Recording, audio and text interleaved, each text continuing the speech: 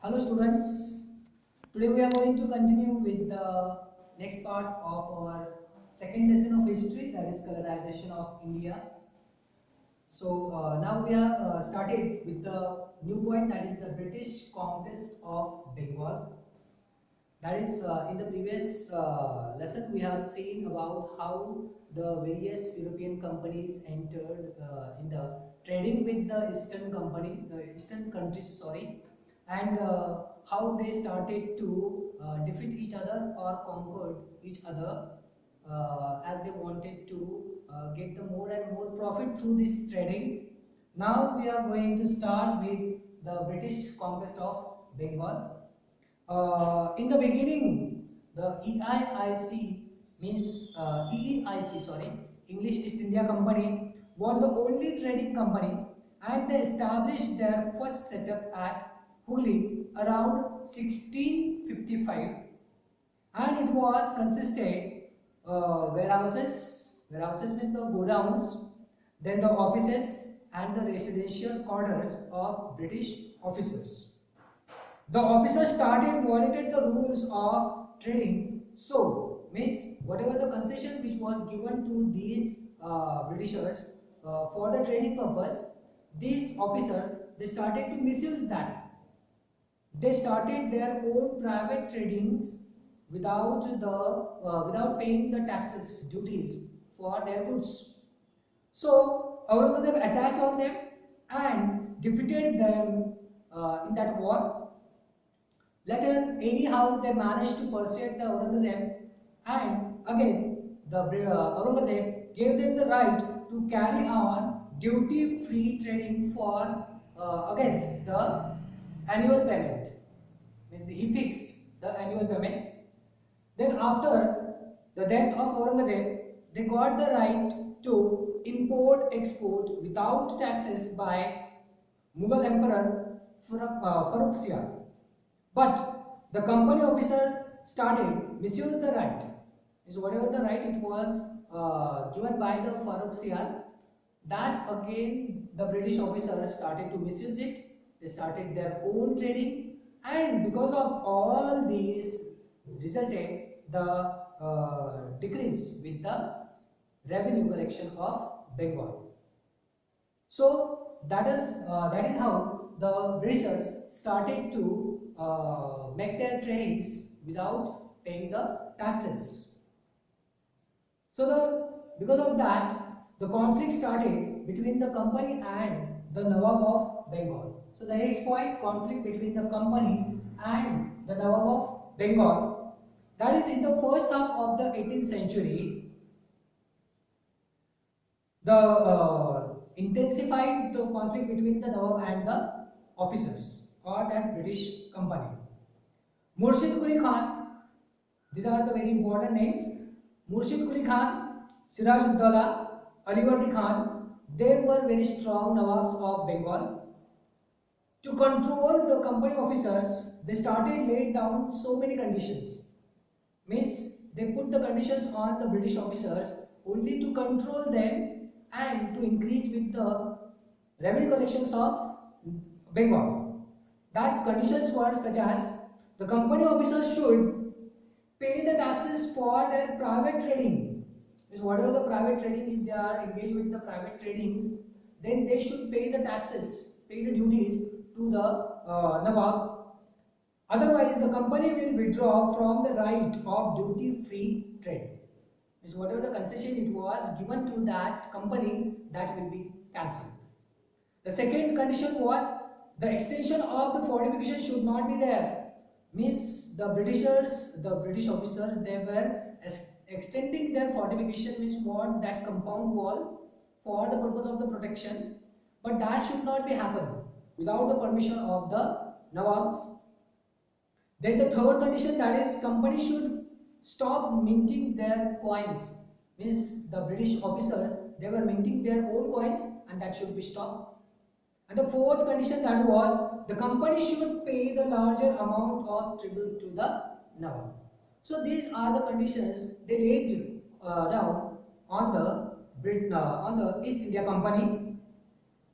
In 1756, When Siraj-ud-Dowla became the Nawab of Bengal, he did not like the company's interference. Means the company was interfering with the politics of the Bengal, and so that was not liked by Siraj-ud-Dowla.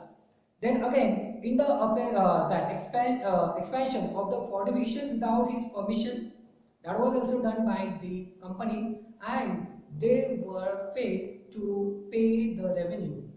And because of all this, Siraj-ud-Dowla attacked on English factory and captured company's fort at Calcutta. And soon Robert Clive took the charge of the company affairs in Bengal. So all these were the reasons the Nawab angered with the company. So what the result out of all this, that is the next point, Battle of Plassey 1757. So Robert Clive wanted a puppet ruler who would grant them more authorities. Means whatever the Nawab was putting the conditions on the company, that was not liked by the British.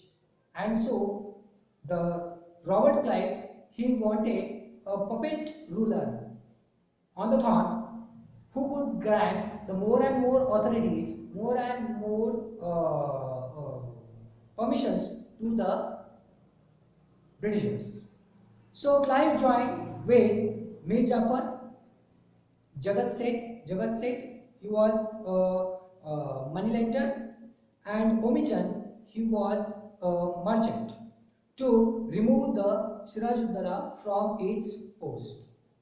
So the armies of Siraj-ud-Dowla and English East India Company, they met at Plassey on 23rd June 1757. Mir Jafar, he was the commander-in-chief of Nawab, and when the battle it was going on, he remained passive, means he did not take part in the war, and because of that, Siraj-ud-Dowla was defeated and he was killed in that battle.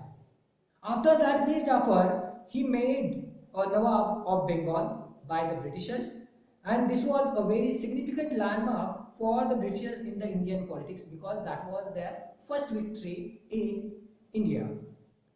So in this way, Mir Jafar became the Nawab. Then what the things started to happen after the Plassey? Means what the changes happened?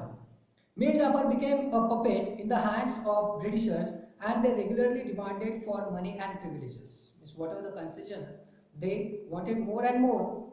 So when Mir Jafar failed to fulfill all these demands of the company removed Mir Jafar from its post, and they made Mir Qasim, his son-in-law, a Nawab in 1760. After some years, Mir Qasim also wanted to free from the domination of the Britishers, and so he started to disturb with the Britishers. He dismissed British officers from his court and trained his army with the European experts, stopped the duties and internal affairs. He also put the limits on the Britishers. So all these things done by the Mir Qasim. The result of all that turned into the Battle of Buxar, that is in 1764. British attacked and defeated Mir Qasim and restored Mir Jafar as a Nawab again. Mir Qasim fled to Awadh and he made the friendship with Nawab of Awadh, Shuja-ud-Dowla, and Mughal Emperor Shah Alam II. So they combinedly formed an army, and all these forces clashed at Buxar on 22nd October 1764, but British defeated them all and they become the real master of Bengal. So that was a very big victory for the Britishers in Indian politics. What the consequences of that Battle of Buxar? That is the first. Company got the right to collect the revenue from Bengal, Bihar, Orissa. Second, Nawab Awad restored his kingdom, means he was allowed to continue with his post of a Nawab, but after paying the 50 lakh rupees to company. Third, Robert Clive introduced the dual government system in Bengal that we will see afterwards, lasted till 1722, and according to this, what the dual system of government, that is, the Britishers controlled the collection of revenue, means all the revenue collection was with the Britishers, and all the responsibilities means to look after the people without resources that remain with the Nawab. That continued till the 1722. 1772. But in 1770, when the Bengal struck with the famine, the population suffered a lot. Neither the company nor the Nawab paid any kind of attention to the people. Means both neglected the suffering of the people. So that is how the entry of the Britishers in the Indian politics it was. They actually grabbed the area of or the territory of the India after the winning the two battles, that is the Battle of Plassey and Battle of Buxar in 1764. Thank you.